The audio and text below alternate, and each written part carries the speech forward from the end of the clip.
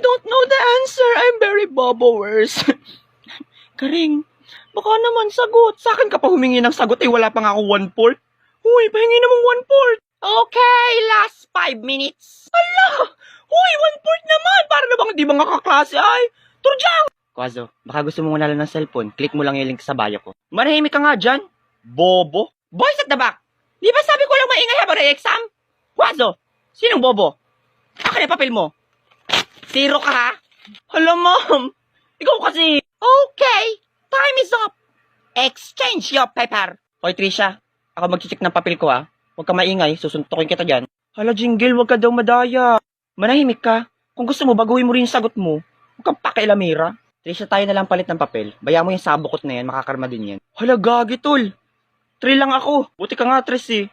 2 na nga ako, may -5 pa ako. Okay, who got perfect score? Ma'am, perfect. Who else? Si Jingle lang. Naku, gayahin niyo si Jingle ha.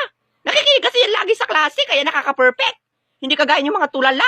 Jingle pa rito, akin ang papel mo. Lalagyan ko +20 sa next exam. Ay, ito po ma'am oh.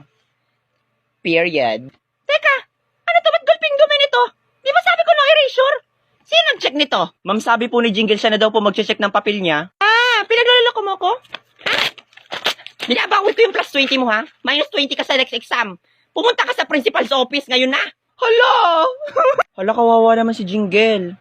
Deserve.